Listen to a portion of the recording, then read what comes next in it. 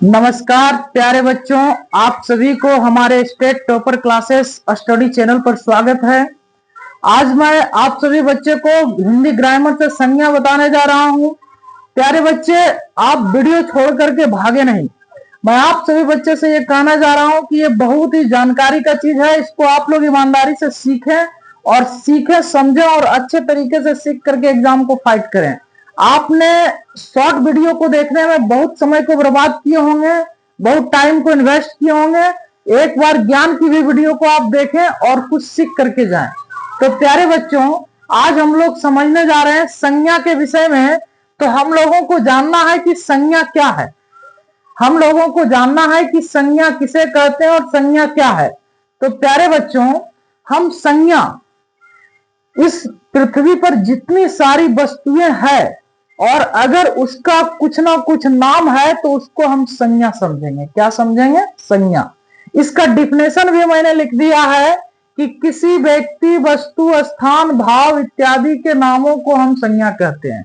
यानी किसी व्यक्ति का, किसी स्थान का, किसी वस्तु का या किसी भी प्रकार के भाव, स्वभाव के अगर नाम है तो वो क्या कहलाएंगे बच्चे? संज्ञा कहलाएंगे। वो क्या कहलाएंगे? संज्ञा कहलाएंगे। अगर मैं पूछूं ये कलम क्या है तो ये संज्ञा है। मैं पूछूं किसी लड़का का नाम रामू है तो रामू क्या होगा? संज्ञा होगा। यानी किसी भी व्यक्ति, वस्तु, स्थान, भाव इत्यादि के नाम को हम लोग संज्ञा कहेंगे बच्चे। और संज्ञा का कितने भेद होते हैं? तो संज्ञा के 5 भेद होते हैं। संज्ञा के कितने भेद होते हैं बच्चे? 5 भेद होते हैं। और इन 5 भेद को याद करने के लिए हमने एक ट्रिक भी दिया कि बाज से दम है तो लड़, बाज से दम है तो लड़।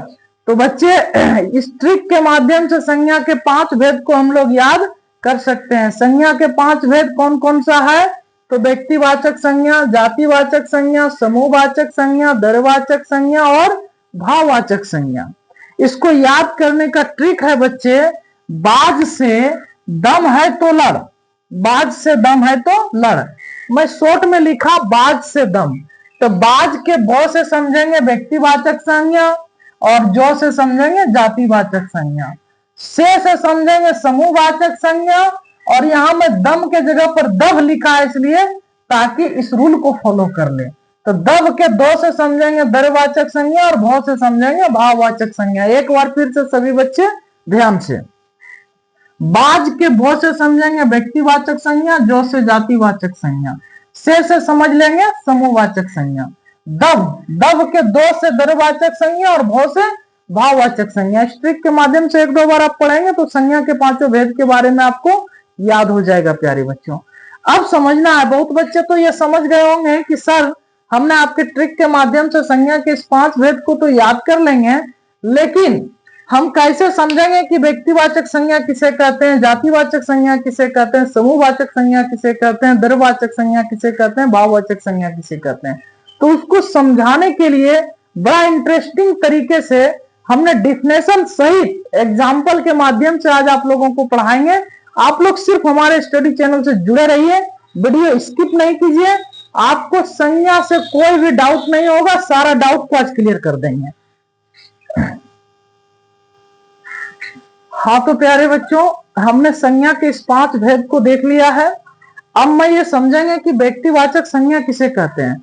समझने के लिए तो मैं आसानी से समझा दूंगा, लेकिन डिफिनेशन को समझते हुए आगे बढ़ेंगे।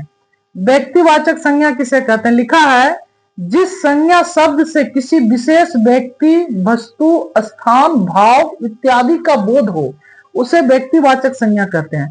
प्यारे बच्चों, जिस संज्ञा शब्द से किसी विशेष व्यक्ति, वस्तु, स्थान, भाव इत्यादि के नामों का बोध हो उसे व्यक्तिवाचक संज्ञा कहते हैं। जैसे बच्चे समझने की कोशिश करेंगे, यहां एक रामू नाम का लड़का बैठा है। अगर मैं रामू बोलेंगे, रामू, तो विशेष रूप से हम किसको बोला? रामू को। यहां एक आदित्य नाम का लड़का बैठा है। अगर मैं बोलेंगे आदित्य तो विशेष रूप से किसको बोला? आदित्य का। जब किसी विशेष व्यक्ति, विशेष स्थान और विशेष वस्तु का बोध हो तो वैसे नामों को, वैसे संज्ञा के शब्दों को व्यक्तिवाचक संज्ञा कहेंगे। जैसे मान लिया जाए किसी का नाम यहां लिखा रामू, रामू कैसे या राम, या मान लेते हैं राम है, क्या मान लेते हैं राम है। तो राम बोला तो किसको बोला, राम को। तो व्यक्तिगत यानी विशेष रूप से राम को बोला तो राम हमारा हो जाएगा व्यक्तिवाचक संज्ञा। अगर मैं यहां बोला मोहन तो किसको बोला, मोहन को, तो मोहन हो जाएगा व्यक्तिवाचक संज्ञा। अगर मैं स्थान का नाम लिया पटना तो लोग इसको गया नहीं समझेंगे, इसको क्या समझेंगे, पटना ही। तो पटना हमारा हो जाएगा व्यक्तिवाचक संज्ञा। अगर मैं यहां लिखा गया तो गया हो जाएगा व्यक्तिवाचक संज्ञा।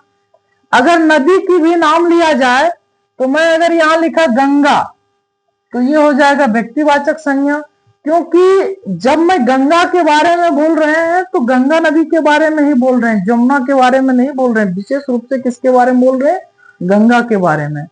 तो व्यक्तिवाचक संज्ञा उसको कहते हैं जब व्यक्तिगत या विशेष रूप से किसी नाम से पुकारा जाए तो उसको व्यक्तिवाचक संज्ञा कहते हैं।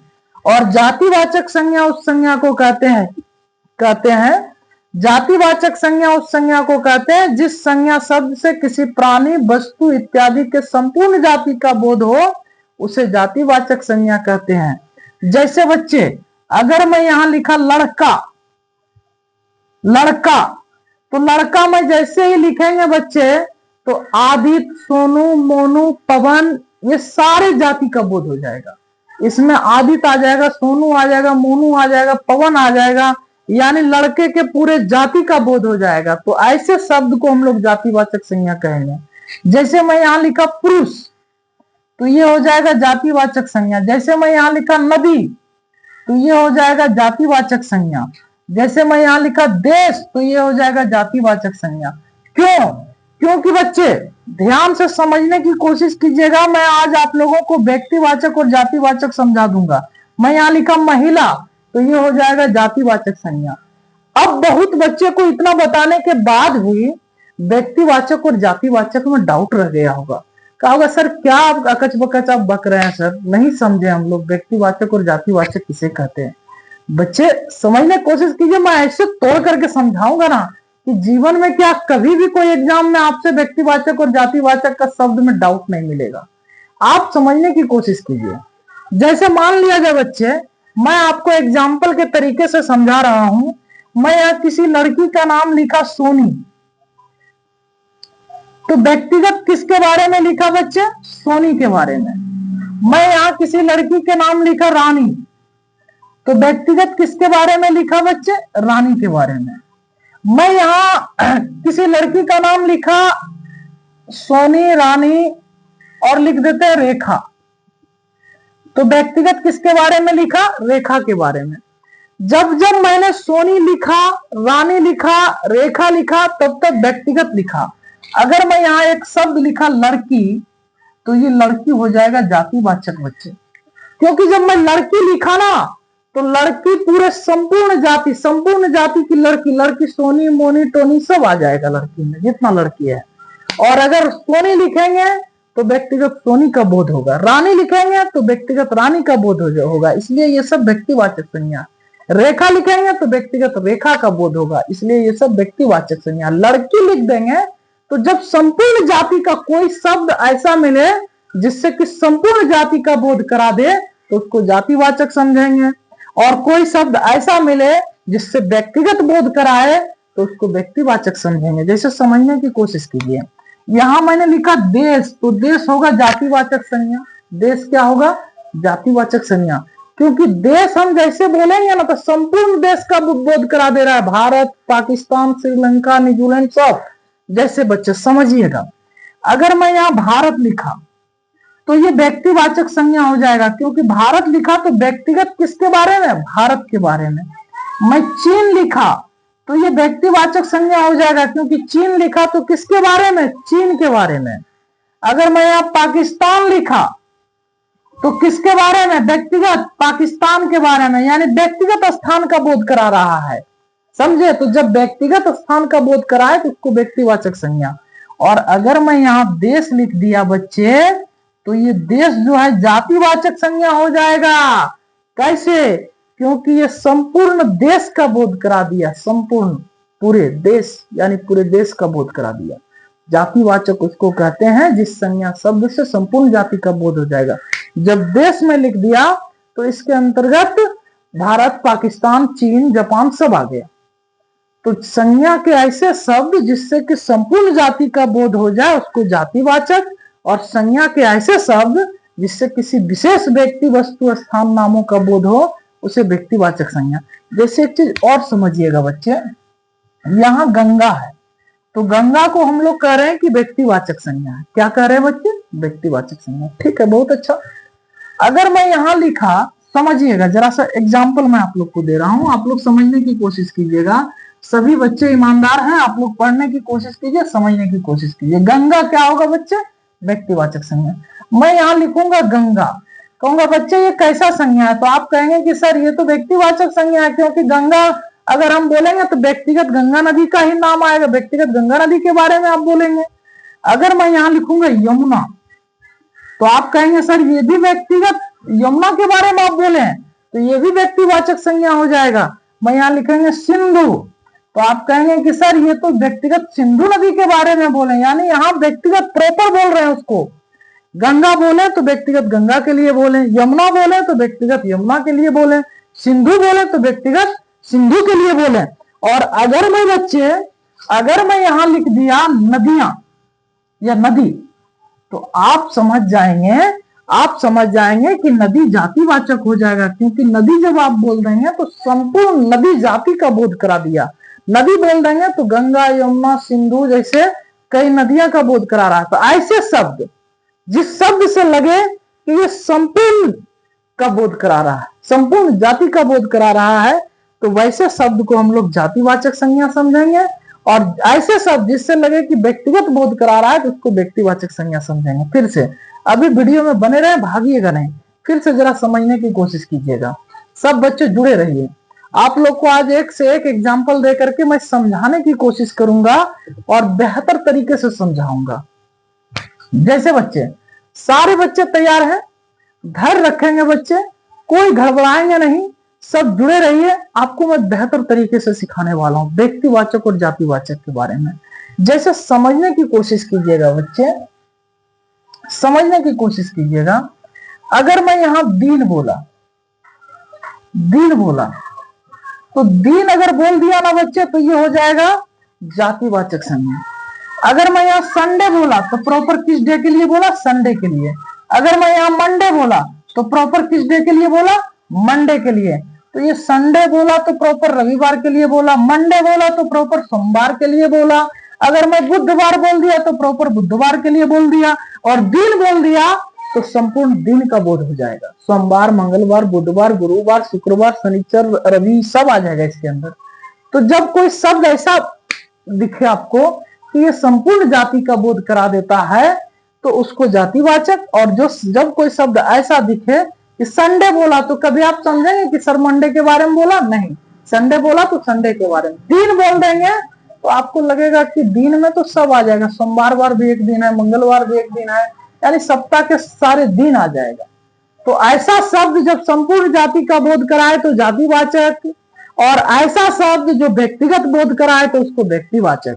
समझने के लिए सारे एग्जाम्पल दे रहे हैं। बहुत बच्चे को लगा होगा कि मर देता नहीं, अपना अंदर से किया कच बकच बकब कर रहे हैं। नहीं बच्चे, अकच बकच नहीं बक रहा हूं, आपके फ्यूचर के लिए ये मेहनत हो रहा है, आपके फ्यूचर के लिए इतना बार बोला जा रहा है। हम तो समझ ले यार, हमको जरूरत नहीं था इतना बार बकने का। हम सिर्फ चाहते हैं कि आप बेहतर कंटेंट के साथ समझें, आपसे जीवन में गलती ना हो, और आपके लिए किसी चीज को इतना बार बोला जा रहा है। जैसे समझने की कोशिश करेंगे बच्चे। एक चीज और, अगर मैं यहां बोला महीना, जिसको हम लोग माह कहते हैं, मंथ कहते हैं, बहुत सारी चीज बोलते हैं महीना, और मैं यहां बोला जनवरी, जनवरी बोला तो व्यक्तिगत जनवरी के लिए, फरवरी बोला तो व्यक्तिगत फरवरी के लिए, मार्च बोला तो व्यक्तिगत मार्च के लिए। तो बच्चे अगर महीना बोल देंगे तो ये सारी जाति आ जाएगा इसमें। तो कोई शब्द आपको पता चलेगा, जब ऐसा शब्द मिले जिससे संपूर्ण जाति का बोध हो जाता है तो वो जातिवाचक, और कोई ऐसा शब्द मिले जो प्रॉपर का बोध करा रहा है, व्यक्तिगत का बोध करा रहा है। जनवरी बोला तो ऐसा थोड़ा समझेगा लोग कि फरवरी के बारे में बोल रहा है, व्यक्तिगत समझ जाएगा, नहीं हमरे बारे में बोल रहा है, जनवरी के बारे में बोल रहा है, तो जनवरी व्यक्तिवाचक संज्ञा हो जाएगा। तो इस तरीके से हम लोग व्यक्तिवाचक और जातिवाचक के बारे में समझ सकते हैं बच्चे। और इसमें अगर कंटेंट आप चाहते हैं तो मैं और तरीके से इसको समझाने की कोशिश करूंगा। आप लोग सिर्फ जुड़े रहिए, घबराना नहीं है, सिर्फ जुड़े रहिए। बच्चे एक क्वेश्चन आपसे और करना चाहता हूं, एक क्वेश्चन और करना चाहता हूं। अगर मैं यहाँ ग्रंथ बोला बच्चे, ग्रंथ बोला, और इधर मैं बोला रामायण और यहां बोला महाभारत, तो बच्चे ग्रंथ बोला तो रामायण और महाभारत जैसे सारे ग्रंथ जाति का बोध हो जाता है, और रामायण बोला तो प्रॉपर रामायण का ग्रंथ का बोध होगा, महाभारत बोला तो प्रॉपर महाभारत के ग्रंथ का बोध होगा। तो इस तरह से प्यारे बच्चे हम जातिवाचक और व्यक्तिवाचक में अंतर समझ सकते हैं। अब मैं चलता हूं जातिवाचक और व्यक्तिवाचक, व्यक्तिवाचक और जातिवाचक आपको समझा दिया। अब मैं समूहवाचक की ओर बढ़ रहा हूं। सभी बच्चे वीडियो पर बने रहे। समूहवाचक की ओर मैं बढ़ रहा हूं, जरा ध्यान से आप लोग देखेंगे। हाँ तो बच्चों, हम लोग अब समूहवाचक संज्ञा के बारे में समझेंगे। तो कहता है कि जिस संज्ञा शब्द से व्यक्ति या वस्तु के समूह का बोध हो उसे समूहवाचक संज्ञा समझेंगे। समूहवाचक संज्ञा समझना बिल्कुल आसान है, यानी जिस शब्द से हमको समूह का बोध पता चले, जिस संज्ञा शब्द से हमको समूह का बोध पता चले उसको हम समूहवाचक संज्ञा समझेंगे। जैसे अगर आपसे पूछा जाए कि भीड़, भीड़ कैसी संज्ञा है, तो भीड़ मतलब है कि समूह का बोध हो रहा है, तो भीड़ हो जाएगा समूहवाचक संज्ञा। अगर आपसे पूछा जाए कि मेला कैसा संज्ञा है, तो मेला भी एक समूह का बोध हो रहा है, तो मेला भी हो जाएगा समूहवाचक संज्ञा। अगर आपसे पूछा जाए कक्षा यानी क्लास कैसा संज्ञा है, तो कक्षा में ढेर सारे विद्यार्थी बैठा रहता है, तो समूह का बोध हो रहा है, तो ये समूहवाचक संज्ञा हो जाएगा। यानी जिस संज्ञा शब्द से समूह का बोध हो उसे हम लोग समझ लेंगे समूहवाचक संज्ञा। सीखने के लिए आप लोग को मैं डिफिनेशन भी लिख दिया, डिफिनेशन के माध्यम से भी आप सीख सकते हैं। समझने के लिए सीधे समझना कि जिस संज्ञा शब्द से समूह का बोध हो उसको हम लोग समझेंगे समूहवाचक संज्ञा। अब आगे चलते हैं हम लोग दरवाचक संज्ञा की ओर। किधर चलते हैं बच्चे? दरवाचक संज्ञा की ओर। लिखा है जिस संज्ञा शब्द से किसी वस्तु को नापने या तोलने का बोध हो, यानी जिस संज्ञा शब्द से ये पता चले कि किसी वस्तु को नापने या तोलने का बोध हो रहा है, तो वो हो जाएगा दरवाचक संज्ञा।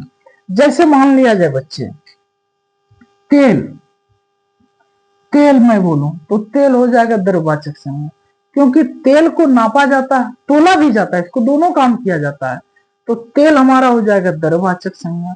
अगर मैं कह दूं दूध, तो ये भी नापा तोला जाता है, तो दरवाचक संज्ञा हो जाएगा।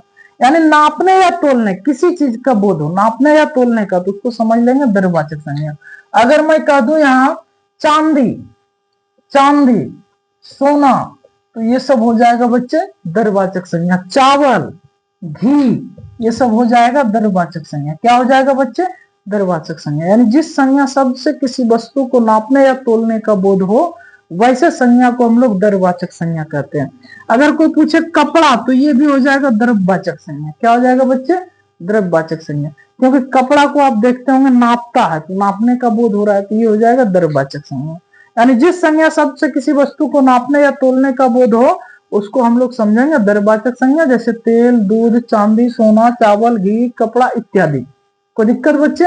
अब आगे हम लोग बढ़ रहे हैं भाववाचक संज्ञा की ओर, और इसको बहुत बेहतर तरीके से समझना, क्योंकि भाववाचक में डाउट हो जाता है बच्चे को, इसलिए लास्ट कंडीशन में आप लोग जुड़िए और इसको बढ़िया से समझिए। तो देखेंगे हम लोग भाववाचक संज्ञा की ओर बढ़ेंगे। हाँ तो बच्चे हम लोग भाववाचक संज्ञा के बारे में समझेंगे। कहता है कि जिस संज्ञा शब्द से किसी व्यक्ति, वस्तु, स्थान इत्यादि के भाव, गुण, स्वभाव का पता चले वैसे संज्ञा को हम लोग भाववाचक संज्ञा कहते हैं। यानी जिस संज्ञा शब्द से किसी के गुण, किसी के दोष, किसी के भाव, किसी के स्वभाव इत्यादि के पता चले तो वैसे संज्ञा को हम लोग भाववाचक संज्ञा कहते हैं। जैसे समझने की कोशिश करेंगे, सुंदरता हमारा भाववाचक संज्ञा हो जाएगा। कहिए कि सर कैसे? तो अगर मैं लिखूं कि सीता सुंदर है, सीता सुंदर है, तो इसमें सीता का गुण का पता चल रहा है, तो सुंदरता यानी सौंदर्य हमारा जो हो जाएगा भाववाचक संज्ञा हो जाएगा। जिस संज्ञा शब्द से किसी के गुण, किसी की स्वभाव, किसी के भाव इत्यादि का पता चले उसको भाववाचक संज्ञा कहते हैं। जैसे मैं यहाँ लिखूं कि रामू ईमानदार है, रामू ईमानदार है, तो रामू के स्वभाव का पता चल रहा है, रामू के स्वभाव का पता चल रहा है। रामू का स्वभाव कैसा है? ईमानदारी का। रामू का स्वभाव कैसा है? ईमानदारी का। तो रामू के स्वभाव का पता चल रहा है। अगर मैं कहूं कि रसगुल्ला, मिठास हमारा भाववाचक संज्ञा हो जाएगा। पूछिए कैसे? तो इसमें रसगुल्ला, अगर मैं कहूं कि रसगुल्ला मीठा है, रसगुल्ला, रसगुल्ला मीठा है, रसगुल्ला मीठा है, तो यहाँ रसगुल्ला के अंदर जो गुण है उसके बारे में पता चल रहा है, मिठास का। रसगुल्ला में मिठास का गुण है, तो रसगुल्ला मीठा। जैसे खट्टा हमारा भाववाचक संज्ञा हो जाएगा। जैसे दही खट्टा है, दही खट्टा है, तो इसमें क्या है? दही खट्टा है, इसमें क्या है कि दही में एक गुण होता है खटाई का, उसके बारे में पता चल रहा है। तो जिस संज्ञा शब्द से किसी व्यक्ति, वस्तु इत्यादि के भाव, गुण, दोष का पता चले तो उसको हम लोग भाववाचक संज्ञा कहते हैं। जैसे मैं कहूंगा कि मोहन बेईमान है, मोहन बेईमान है, तो इससे ये पता चल रहा है, इससे ये पता चल रहा है कि मोहन के अंदर एक गुण है बेईमानी का, मोहन के अंदर एक गुण है बेईमानी का, एक स्वभाव है, एक भाव है उसके अंदर बेईमानी का, इसलिए बेईमानी भाववाचक संज्ञा हो जाएगा। तो प्यारे बच्चे, आप सब हमारे चैनल से जुड़े रहें, लाइक करें, शेयर करें, सब्सक्राइब करें और बच्चे को बताएं, और आप सब जुड़िए। आपको मैं हिंदी ग्रामर से लेकर के मैथ से, साइंस से लेकर के सारे सब्जेक्ट को अपने चैनल के माध्यम से कंप्लीट करा दूंगा। आप सब जुड़िए हमारे चैनल से। Thank you, bye.